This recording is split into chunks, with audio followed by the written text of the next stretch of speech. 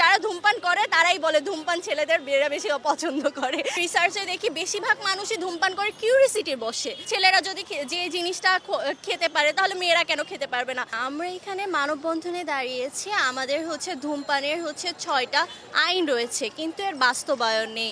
এই বাস্তবায়নের জন্য সরকারের দৃষ্টি আকর্ষণের জন্য আমরা নিজ নিজ জায়গায় সচেতনতা বৃদ্ধি করা এবং অন্যদের সচেতনতা বৃদ্ধি করার জন্য এখানে দাঁড়িয়েছি।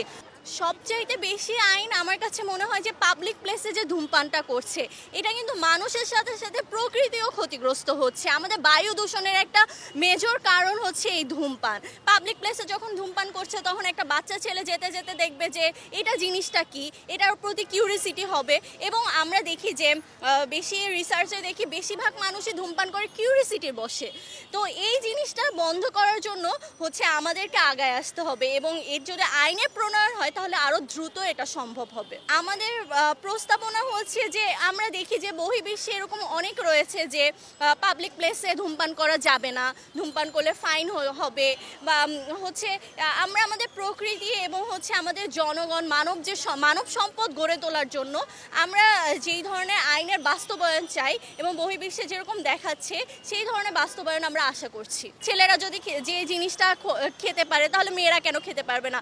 আমার মতে ছেলে মেয়ে উভয় পক্ষে কেউই খেতে পারবে না। এটা নারী পুরুষ সবার জন্যই ক্ষতিগ্রস্ত। নারী পুরুষ শিশু মানে সব এটা কোনো জেন্ডারের ভিত্তিতে হতে পারে না যে এটা নারী বা পুরুষের জন্য, সবার জন্য ক্ষতিগ্রস্ত। যেটা ক্ষতিগ্রস্ত সেটা ক্ষতিগ্রস্তই। ধূমপানের স্মার্টনেস কমায়, কারণ আমি জানতেছি যে আমার এটা ক্ষতিগ্রস্ত হচ্ছে, তারপর আমি এটা বোকার মতো একটা কাজ করতেছি, তাহলে এটা আমার স্মার্টনেস আরো কমায় দিচ্ছে, এটা কোনোদিন বাড়াচ্ছে না।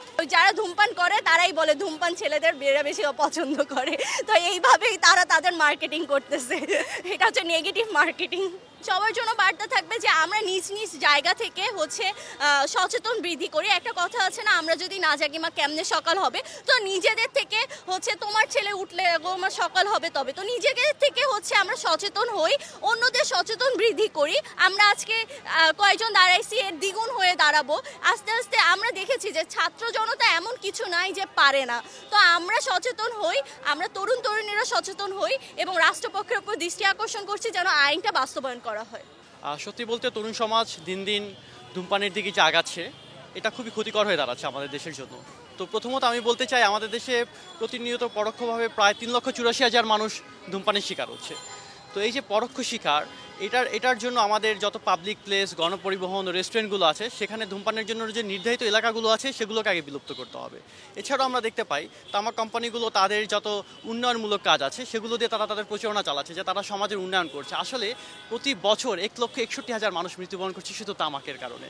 তো আসলে তো তারা আমাদের জন্য কোনো শুভ কামনা বার্তা নিয়ে আসতেছে না, তারা বরং আমাদের ক্ষতি করতেছে। আর আমরা চাই এই ক্ষতিগুলো থেকে আমরা যাতে বেঁচে থাকতে পারি, এর জন্য তরুণ সমাজের আজকে জেগে উঠতে হবে। আর এর জন্যই আমাদের আজকে রাজপথে সবার দাঁড়ানো।